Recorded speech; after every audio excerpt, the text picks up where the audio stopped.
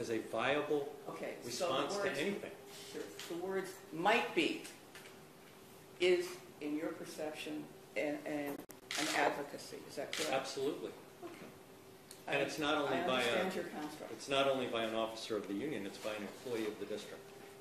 So the any employee who says that at some point in time they might be willing to join in a work stoppage has an obligation under this order to report themselves. Is no, that I don't correct? think that's what you asked me, and under that scenario, no, I'm not agreeing with that. Well, you said that I can't the vice president... hypothesize every possible scenario. But I know you can't, but I kind of have to do that here.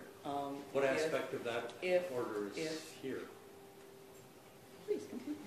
No, I'm sorry, I'm just curious as to the only part of the order that's been breached is the Actually, striking. what it seems to me is that I'm trying to ask you a question. Yes. And perhaps I need to tell you exactly when I'm done, and then I can get the answer. That's fine. Okay. When you file a suit to enforce an order, and you agree that there are some limitations, and I read the order, and I am unclear as to what the scope of the order means, whether the scope comes to the edge of constitutional protections or whether it crosses it. So when I asked you the question about the individual who was an officer of the union, I don't know that the vice president or the secretary has, frankly, any authority or direction, but let's say arguably they do. But you said that individual who said they might be willing to strike in the future had an obligation to report. Did I understand that answer correctly? On the statement that we may have to strike in the future, yes, they would. Okay. So, what is the difference? And you said they had that obligation as an employee, right? Correct.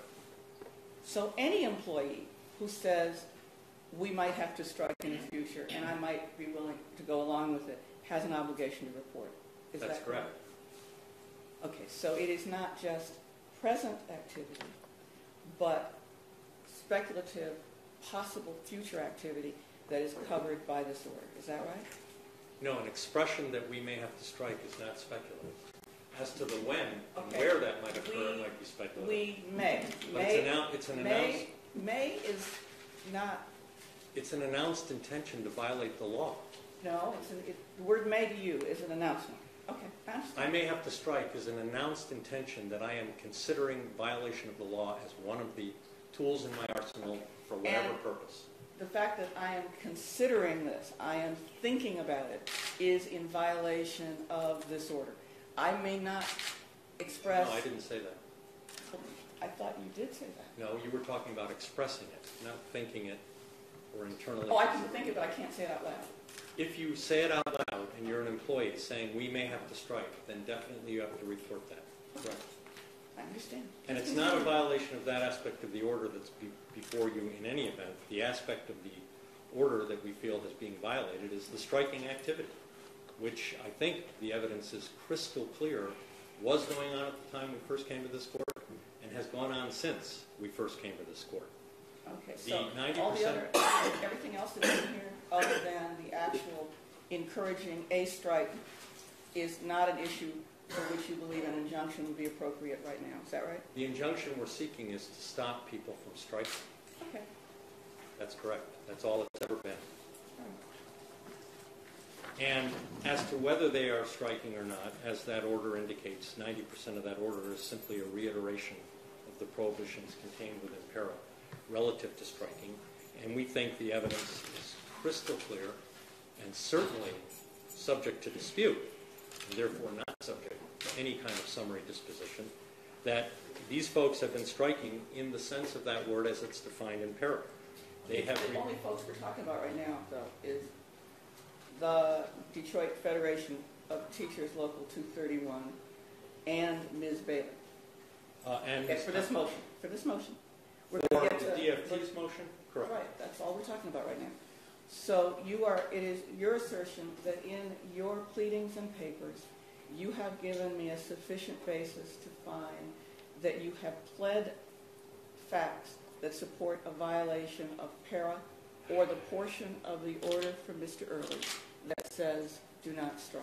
The portion, is that fair?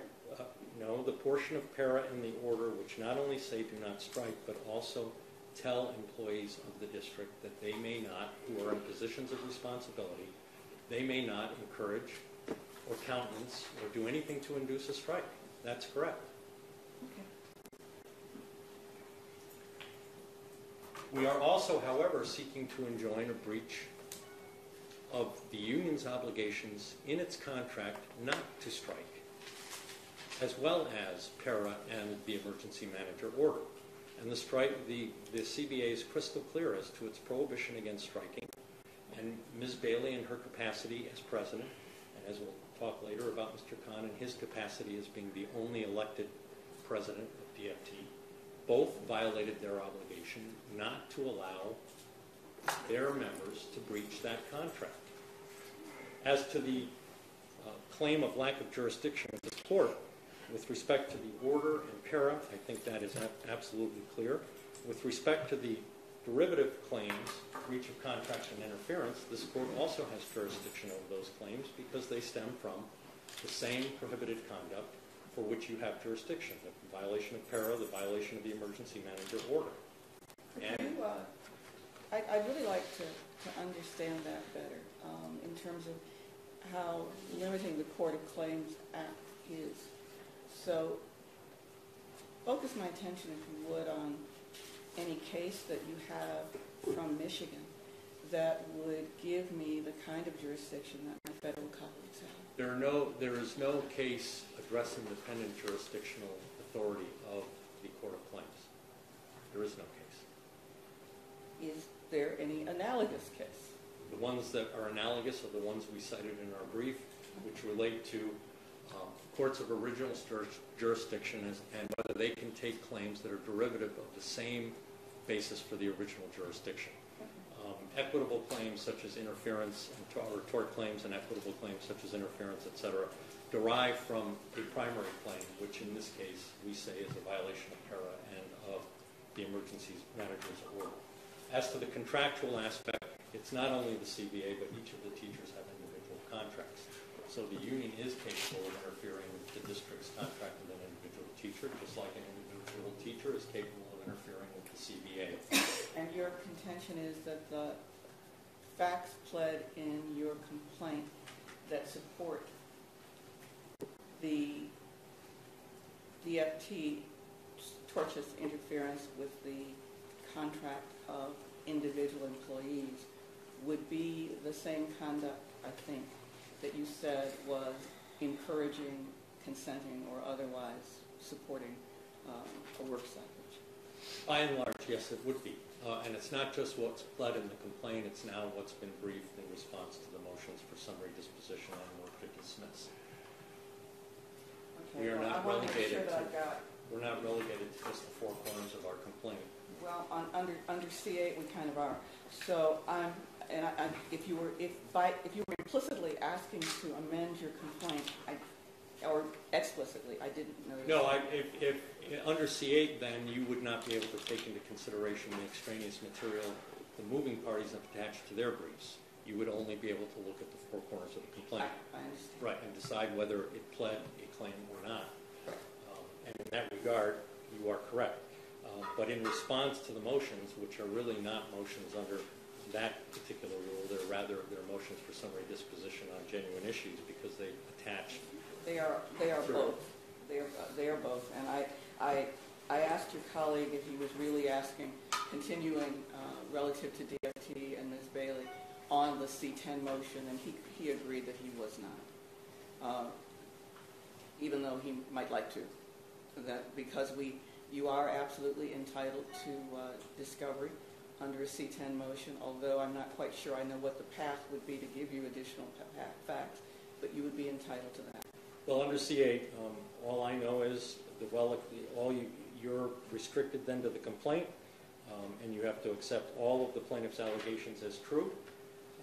And if that document alone is insufficient to plead a claim, it has nothing to do with jurisdiction, it has nothing to do with who's more likely or not to succeed at trial or anything like that. If those claims are unenforceable as a matter of law, then that's the standard for C8. And if that's the only motion they're proceeding under, I didn't say that, sir. I said he indicated he was not proceeding on C10. I did not hear him, nor did I ask him if he was abandoning his 4 and 7. So I thought we'd address those, and those are addressed principally on the papers and pleadings, on the pleadings rather, as well. right, and insofar as he is still relying perhaps on 4 and certainly on 7, our answer to 7 is that the contract is clear, the CBA is clear, the grievance chain and the grievance procedure is for employees to bring grievances forward. It has nothing to do with the independent right of the district to seek injunctive relief under para and or in aid of the emergency manager's orders, and the agreement to arbitrate is restricted to claims that are brought through the grievance procedure. It's not a broad, limitless agreement to arbitrate, and the contract, which is attached, speaks for itself in that regard. We're not barred in this action from proceeding by virtue of some alleged agreement to arbitrate, and our position is clear on that. As to subject matter jurisdiction, I think we've already addressed that relative to both para and the emergency manager order. And then to the extent the court is concerned about its jurisdiction over the derivative claims, again, our answer is precisely that. They derive from the same causes of action over which this court does have jurisdiction, and any circuit court in the state is entitled to deal with pendent matters that derive from the basis for its original jurisdiction. At least that's our argument. I agree any circuit court would be. I'm not a circuit court. Thank you. Thank you. Do you have anything that you feel compelled to share? No, Your Honor. Thank you. I keep getting kicked off of my system, so I keep trying to go back on it so I can look at things. But okay, before the court at this point, relative to the Detroit Federation of Teachers Local 231 and its interim president, Ms. Bailey, is a motion filed on behalf of them to dismiss or summarily dismiss this case under C8, which relies solely on the pleadings in this case, the pleadings being the actual complaint and its attachments. Under C4, alleging that this court, 4 and 7, alleging that this court has, in fact, no jurisdiction over the subject matter and or the person, but in this case it's the subject matter. I would first indicate that counsel for both sides did an excellent job in their written papers and exposed to this court what their sincere, earnest beliefs were as to what the law is in this case. This is not a circumstance where I believe either the plaintiff, who seeks injunctive relief and files a cause of action for multiple torts, nor the defendant, Detroit Federation of Teachers, and its interim president, are acting in any way other than one that they believe is serving the best interest of their respective parties. The court is not being asked in this case to determine whether or not I think that whatever the concerted activity or individual activity is a good idea. I am not being asked whether or not the court believes that there are policy issues to be addressed. Policy is not my purview. That belongs to the legislature, the appropriate executive branch entities, and the citizens of the city of Detroit and the state of Michigan. Relative to the Detroit Federation of Teachers and Ms. Bailey, the court would indicate first and foremost that while a court of general jurisdiction, the circuit court of the state, would likely have pendant jurisdiction, the Court of Claims is a special creature created by the legislature when the state of Michigan consented, because it did not have to be sued in courts of record. When the last modification was done of the Court of Claims Act, while it did take into consideration the existence, obviously, of the emergency manager statute and the authority of the emergency manager to bring suit in the Court of Claims, it did not otherwise give this court the broad jurisdiction given to circuit courts. To that end, this court does not have jurisdiction over the claims of breach of contract. And I was going to do it by counts, and that's going to require me to go back into my computer, which I'm not going to try to do right now. The only issue that would be properly before this court of the many counts pled would be the count that alleges that the Detroit Federation of Teachers and Ms. Bailey violated PARA or violated, as I am told now, not the full scope of the order that was issued by the emergency manager, but the portion of that order that directs itself to violations of PARA and or encouraging such violations. To that end, the court looks to the facts that are pled by the plaintiff when this case was filed. We note that there has been no request to amend the pleading. There has been a request to have discovery should we determine that the court has jurisdiction and that the C8 motion is being denied. So the facts before this court that were pled, which we assume to be true, would be that Ms. Bailey engaged in meetings and Ms. Bailey, as the interim head of the union, made verbal statements that talked about concerns about conditions and which said, at best, that we may, in the future, have need to take further action, including strikes, and that she said that she understood. This court would find that first and foremost, at best, a precatory statement about possible future action would not justify an injunction, because there would be no immediate threat of irreparable harm. Further, the court would find that the statements in the light most favorable to the plaintiff are not an approval of a work stoppage. They are an expression of understanding, which people may or may not have, which comes within the First Amendment rights of all humans in this state. They are statements of possible planning to do something at some point in time, and neither of those things are inducing directly a work stoppage in violation of PARA. To that end, the court would find that the Detroit Federation of Teachers Local 231 and Ms. Bailey are entitled to summary disposition and dismissal from this cause of action. I will reduce this finding to a written opinion, but I think the parties are entitled to know what the end game is going to be. I am not in this ruling addressing the legality, scope, or efficacy of the last order issued by the emergency manager, while I have some questions, but it is not before me in the motion for summary disposition. Previously, the school district of the city of Detroit filed a motion on February 10th, if I recall the correct date, for reconsideration of this court's previous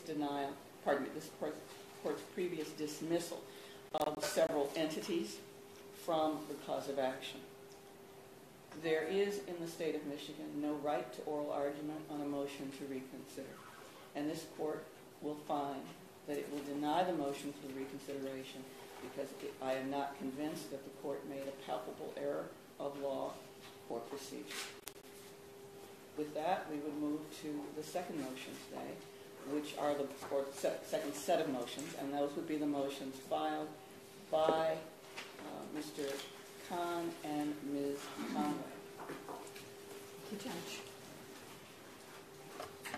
I'll make one more effort to see if I can get back on my computer. This is the joy of modern technology and why the Luddites are probably right.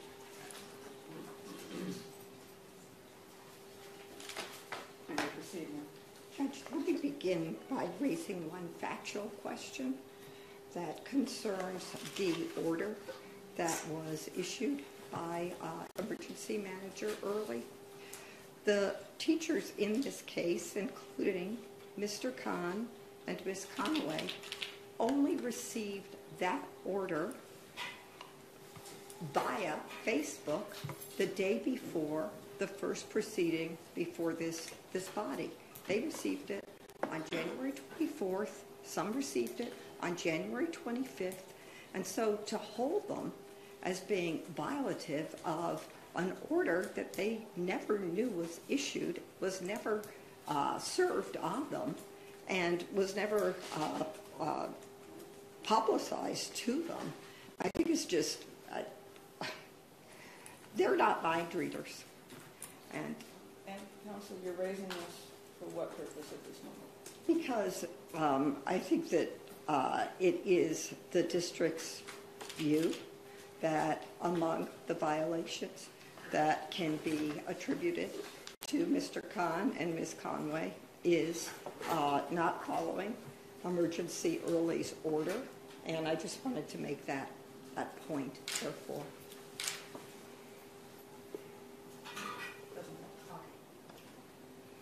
Okay. So could you address your motion, please? Thank you. Judge, there are, let me just say a couple of factual things first. Neither Mr. Kahn nor Ms. Conway are officials of the DFT. In August of last year, 2015, not only was Mr. Kahn removed as president of the DFT, he was expelled as a member of the DFT. So, as far as things pertaining to any official status, and Ms. Conway holds no title now, has not held a title, and so in terms of them being able to, they are not officials of the DFT.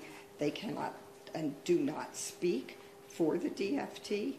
They may speak for a whole bunch of teachers, but they do not speak as officials for that body. And just because I don't know, I know that both Mr. Kahn and Ms. Conway are employees of the district. I know that they are certified teachers. Do they hold any supervisory position within the public schools with which they give service? No, they do not. But I want to get to more of the heart of our matter, which is the following. When the people of Detroit were denied any control over their schools through being able to cast a ballot and elect a school board to oversee the schools of Detroit, what was denied to them, to the people of Detroit, was a fundamental democratic right to vote. And accompanying the loss of that democratic right has been a continued and continuous attacks against the public schools of this city, including numerous school closures. And now we're told by the new financial manager that's coming in that he intends to declare the school district bankrupt and institute, without any consultation with the people of Detroit, a whole new school system on the city. For people who have no right to vote over the most important and central issue of democracy in any society, the single factor that can create and cause greater equality in the society, which is the attainment of an education, to say that you have no right to vote on that, you have no possibility of influencing that outcome, and we're not going to give you the right. We're going to try to restrict and circumvent your right to petition through protest is, we think, something that the Supreme Court of the United States decided during the last civil rights movement when it applied to civil rights fighters in the South. And beginning with that, and for that reason, I don't think there's a single statement, not that there's hardly any statements quoted in the initial pleadings, but I don't think there's a single statement that anyone could quote from either Mr. Khan or Ms. Conaway that doesn't make clear that what they're fighting for is for the future of this city. They say that explicitly. For saving DPS, they say that explicitly. We're not talking about simply advocating for action that is limited to what PARA covers, which is wages and working conditions in terms of employment.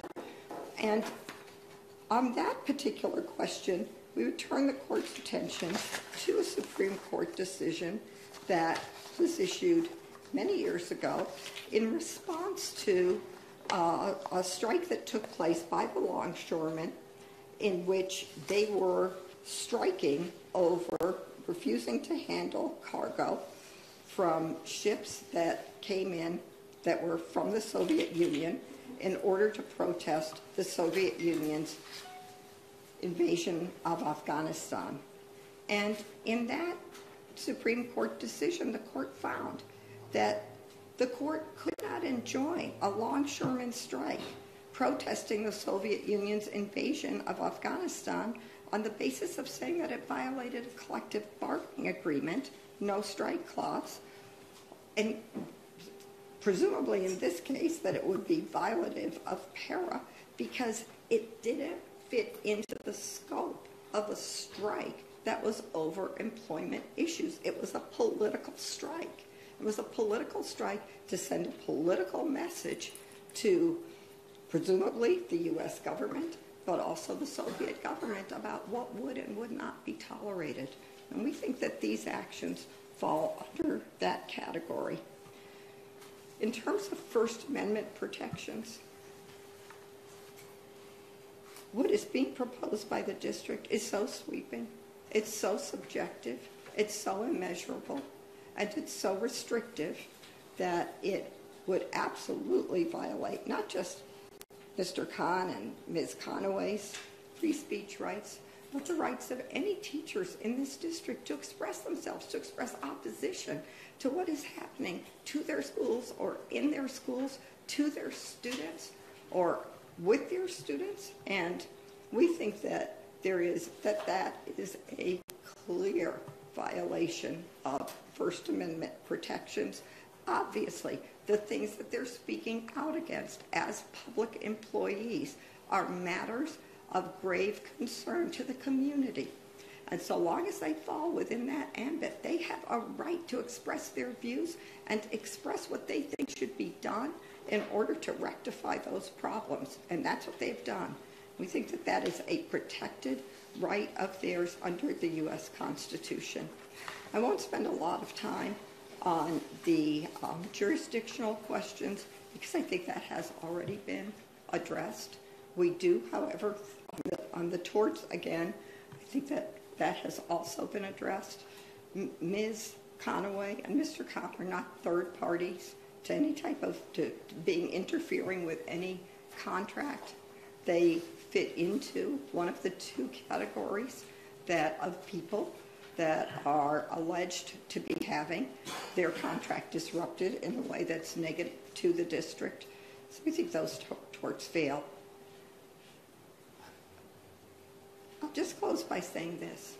It's, when you look at this case, in particular, when you look at the proposed injunction that is being asked by the district against Mr. Khan and Ms. Conaway, if you want to find out where the district's injunction request stands in the history of the law of this nation, all you have to do is look back to the 1950s and the 1960s when civil rights fighters faced the same kinds of charges, including the intentional tortious contract charges or contract violations that are being expressed in this injunction. And no, Judge, you may not have the ability to determine policy, but you do have the ability, the authority, and the right to determine whether, weighing the equities, you think that what it is that Mr. Khan and Ms. Conway have done rise to the occasion to issue an injunction given the vast, sweeping, continuous and continuing destruction that's been conducted by the emergency manager against the people of this city, against the students of this district, against public education, and against the fundamental voting rights and free speech rights and civil rights of the people of this state, including the teachers.